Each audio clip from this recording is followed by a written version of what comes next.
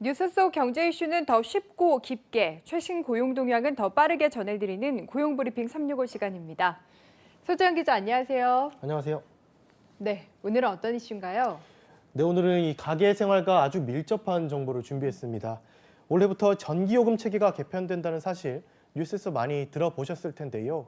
하지만 구체적으로 얼마나 달라지고 우리 집 전기요금에 적용하면 어떻게 될지 정리가 필요할 것 같아서 오늘 이슈픽에서 준비했습니다. 네, 전기요금 체계가 무려 7년 만에 바뀐다고 하더라고요. 근데 대부분 가정에 영향을 주는 가장 큰 변화가 연료비 연동제라고 하던데 어떤 내용인가요? 네, 쉽게 말해서 전기를 만드는 원료값 변화에 따라서 전기값도 변한다는 말입니다. 지금까지는 전기요금은 단순히 많이 쓰면 요금이 많이 나오고 적게 쓰면 적게 나오는 구조였는데 올해부터는 연료비 연동제로 달라지는 겁니다. 연료비, 그러니까 기름값이 싸면 전기요금을 내리고 유가가 오르면 전기료도 같이 올라간다는 게 체계가 변한 겁니다. 네, 그러면 지난해에는 국제유가가 많이 떨어졌거든요. 그럼 당장 전기요금은 좀 내리지 않을까? 이런 기대를 해봐도 되겠습니까? 네, 맞습니다. 이 기준 연료비가 되는 국제 유가가 지난해 1배럴에 $50 초반이었습니다. 네. 매분기가 시작되기 전 석 달간 평균 유가가 기준 연료비 $50보다 낮으면 전기요금이 내려가고 그것보다 높으면 전기요금이 올라갑니다. 최근 몇 달간 국제 유가는 $40대에 머물렀거든요. 기준 연료비보다 유가가 낮았기 때문에 올해 1분기 이번 달부터 3월까지는 전기요금이 내려가는 게 맞습니다. 네. 네, 뭐 내려간다 이렇게 하면은 별로 와닿지 않으니까 구체적으로 어느 정도나 요금이 내려가는 건지 좀 얘기해 주시면 좋을 것 같아요. 네, 사실 그렇게 큰 폭은 아니지만 이번 달부터 3월까지 전기요금은 올해보다 1kW당 3원 정도 내려가게 됩니다. 예를 들어서 이 4인 가족이 월 평균 350kW를 사용한다고 가정하면 1분기는 매달 최대 1,050원씩, 2분기에는 1,750원씩 싸집니다. 산업용 전기도 마찬가지로 1kW당 3원 낮아집니다. 평균 전력 가격이 1kW당 100원을 조금 넘기 때문에 평균적으로 3% 정도 전기요금이 내려간다고 보시면 됩니다. 네. 3%라고 하니까 살짝은 아쉽지만 어쨌든 내려가서 좋기는 한데요. 그런데 걱정이 되는 게 이게 당장은 요금이 내려가서 좋지만 만약에 향후에 유가가 오르면 또 전기요금이 오르지 않겠습니까? 이 부분은 어떻게 되는 겁니까? 맞습니다. 정확하신 지적인데요. 벌써부터 내년 하반기 요금은 인상되지 않을까 이런 우려도 나오고 있는데 다만 급격하게 요금이 오르는 걸 막기 위한 수단도 당연히 마련해 놨겠죠. 킬로와트당 최대 5원만 인상할 수 있고요.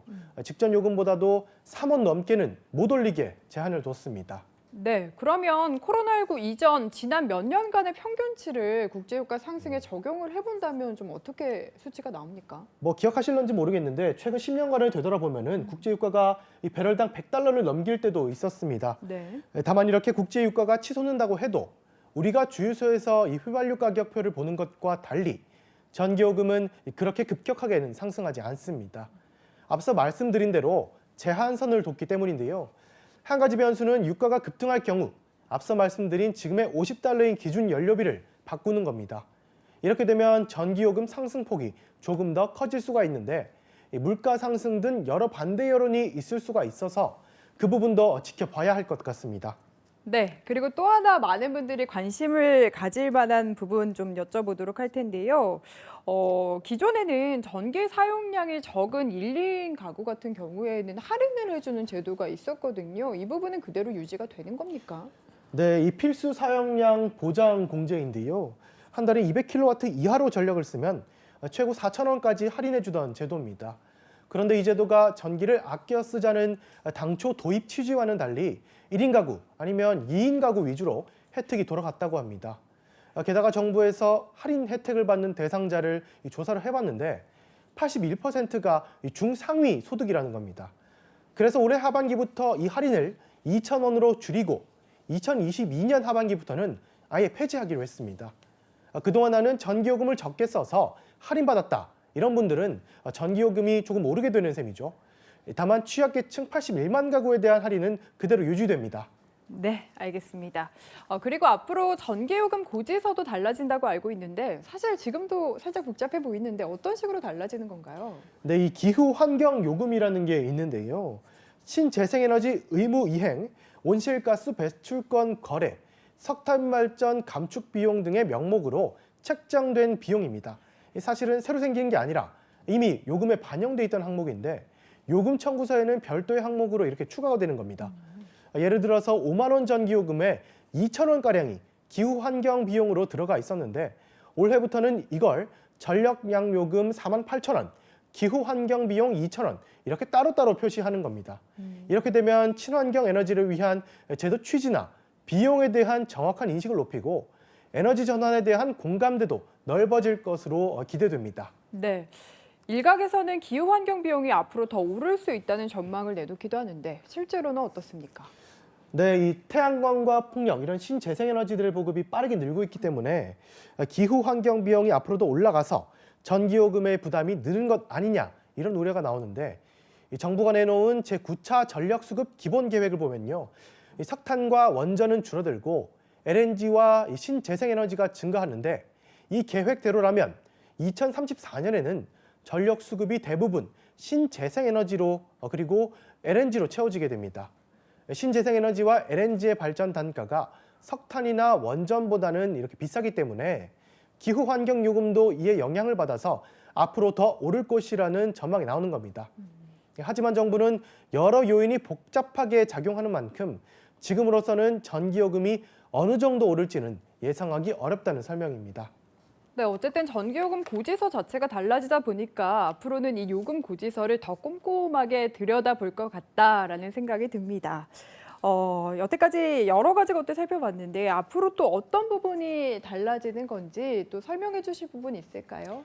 네, 올해 7월부터는 주택용 이 계시별 선택 요금제도 도입됩니다. 계절별, 시간대별 요금제를 소비자가 직접 선택할 수 있도록 하는 제도로 현재 산업, 일반용 요금에서 활용되고 있습니다. 휴대폰 요금제처럼 다양하진 않지만 선택의 폭이 생기는 겁니다. 현재 전기요금의 가장 큰 틀은 사용량을 단순 합산하는 건데요. 그래서 여름이든 겨울이든 낮이나 밤이나 한 달에 사용하는 양이 같으면 전기요금은 똑같이 나옵니다. 그런데 앞으로는 새벽에는 100원, 한밤에 쓰면 200원 이런 식으로 계절이나 시간에 따라서 단가가 다른 요금제가 생기는 겁니다. 이러면 전력 사용 패턴에 따라서 요금제를 선택할 수 있기 때문에 소비자의 선택권이 늘어나고 누진제에 대한 불만도 완화할 수 있을 것으로 기대됩니다. 네, 올해부터는 전기도 생산 원가를 반영한 상품처럼 요금이 달라집니다. 에너지 사용을 합리화할 수 있고 더 나아가 기후변화 대응에도 효과적일 것이라는 전망이 나오는데요. 하지만 잦은 가격 변동이 있지 않도록 철저한 대비가 필요해 보입니다. 고맙습니다. 오늘도 소재영 기자와 함께했습니다.